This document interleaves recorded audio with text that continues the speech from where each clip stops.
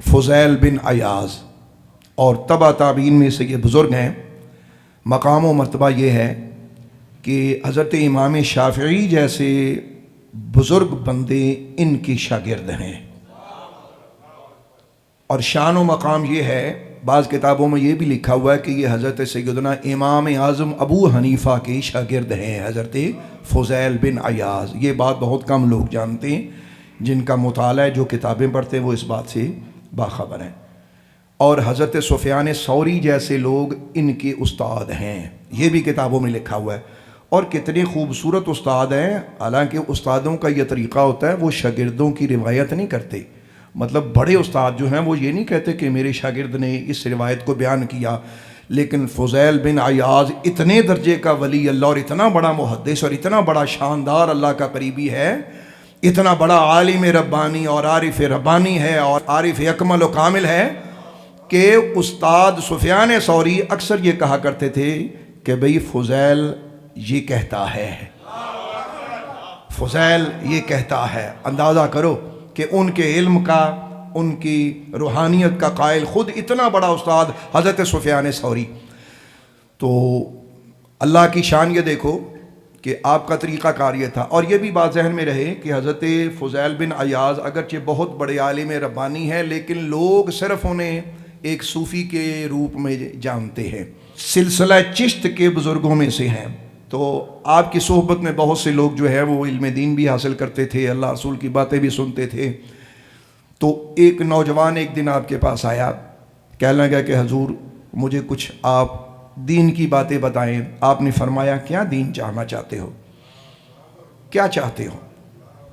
اس نے کہا حضور جو آپ فرمائیں۔ فرمایا دو راستے ہیں، اگر جنت چاہتے ہو تو گناہ چھوڑو، نیکی کرو، دوسرا رستہ ہے جو ہمارا رستہ ہے۔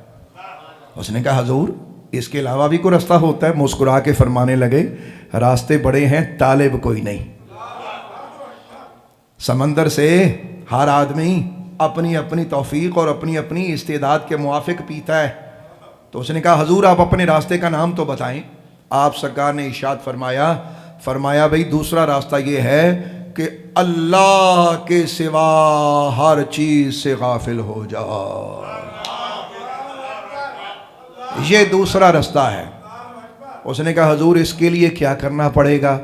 فرمایا چونکہ سفر بڑا کٹھن ہے، محبوب بڑا مشکل ہے، اور محبوب غیور بھی ہے، لہٰذا اس رستے کے لیے اللہ کے سوا ہر شے پہ لکیر پھیرنی پڑے گی، تب اللہ ملے گا۔ آپ کی خدمت میں آنے جانے لگ گیا۔ آپ نے فرمایا کہ بچے کیا کرنا ہے؟ کہنے لگا حضور مجھ میں بری عادتیں ہیں۔ یہاں یہ بھی میں عرض کروں، ہمارے یہاں جو لوگ خود گناہ کرتے ہیں انہیں گناہ، یہ میں پہلے کہہ چکا ہوں کہ اپنے حق میں وکیل، دوسروں کے حق میں جج بنتے ہیں، اپنی وکالت کرتے ہیں، لوگوں کے فیصلے کرتے ہیں۔ بھئی جس گناہ کی بدولت آپ دوسرے سے نفرت کرتے ہیں، اگر وہ آپ کے دامن میں ہے تو اپنے بارے میں کیا خیال ہے؟ میرے پیارے پیا سننے میں کیا کہ بھئی جس گناہ سے آپ اس لیے بندے سے اس لیے نفرت ہے جی وہ بندہ انج کرتا ہے، تو میں نے کہا بھی اگر یہی گناہ آپ کے اندر ہے، آپ کا اپنے بارے میں کیا خیال ہے؟ اپنے بارے میں آپ وکالت کرتے ہیں، لوگوں کے بارے میں فیصلے دیتے ہیں، بڑے کم ظرف ہیں آپ۔ کہنے لگا جی حضور مجھ میں کچھ خطائیں ہیں۔ فرمایا دیکھو اگر تو خطائیں چھوڑ کر ہماری دہلیز پہ چلو گے تو تمہیں فائدہ ہوگا، باقی اگر مکس پانی بنا کے مکس کھانے کھاتے رہو گے تو بیماری رہو گے، فائدہ نہیں ہونے والا۔ سن رہے ہیں آپ میں کیا کہہ رہا ہوں؟ کہنے لگا حضور میں کوشش کرتا ہوں۔ آپ نے کچھ عرصہ اسے پڑھایا، ابھی وہ نوجوانی کی عمر میں تھا، تو کچھ دن بعد پتہ چلا کہ وہ سخت بیمار ہو گیا ہے، اور طبیبوں نے کہا کہ اب اس کا بچنا مشکل ہے۔ آپ کچھ دن بعد اس کی عیادت کے لیے گئے کہ بھئی میرا شاگرد ہے، مجھ سے علم حاصل کیا، تو میرا عقیدت مند بھی تھا، تو آپ اس کے سرہانے بیٹھ کے نا سورہ یاسین پڑھنے لگے کہ اس کی جان آسانی سے نکل جائے۔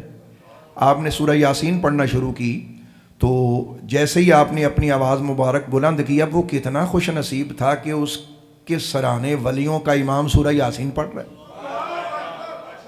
تو جیسے ہی آپ نے سورہ یاسین کی آواز بلند کی نا تو آنکھیں کھول کے کہنے لگا اس کو بند کر دیجئے، میں نہیں سن سکتا۔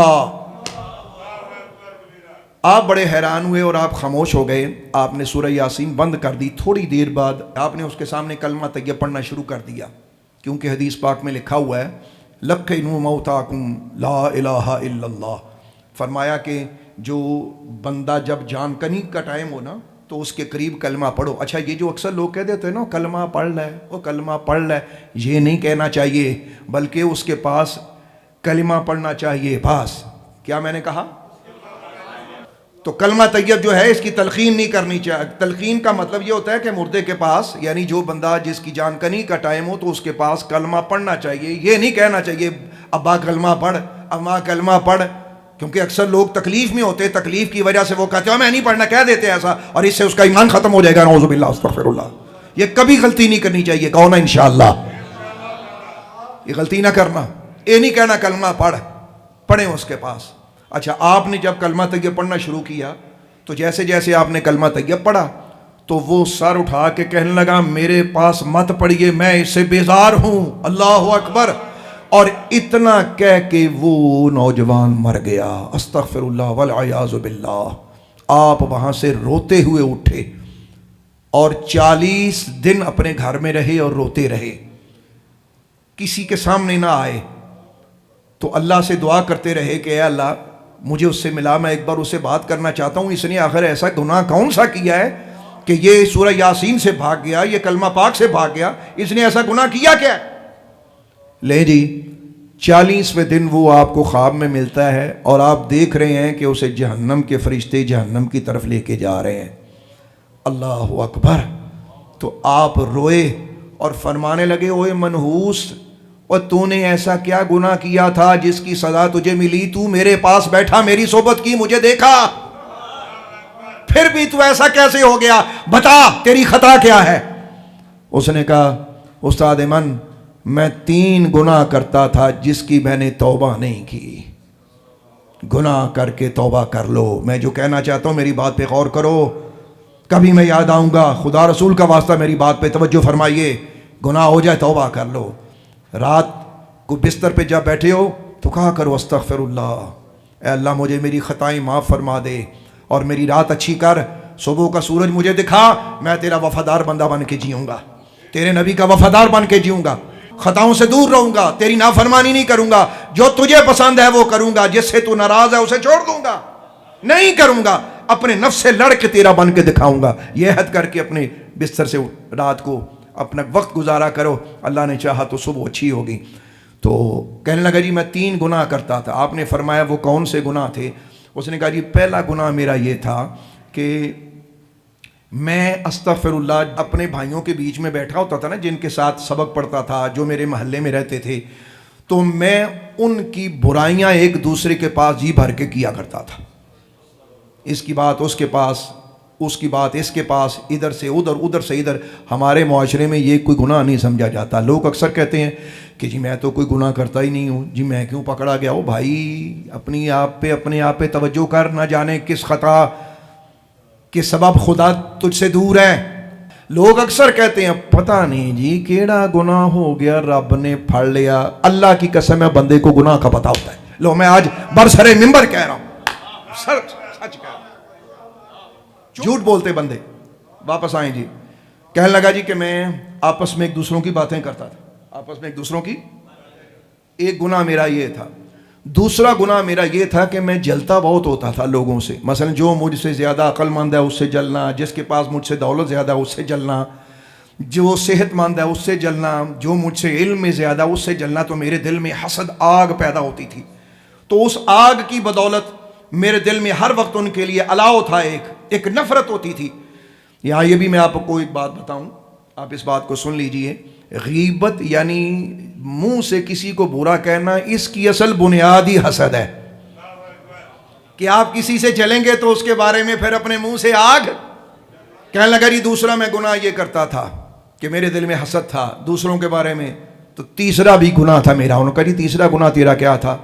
کہنے لگا تیسرا گناہ میرا یہ تھا، ایک بار میں بیمار ہو گیا تو مجھے ایک طبیب نے مشورہ یہ دیا، اس نے کہا کہ تو جب تک سال میں ایک بار شراب نہیں پیے گا نا تو ٹھیک نہیں رہے گا۔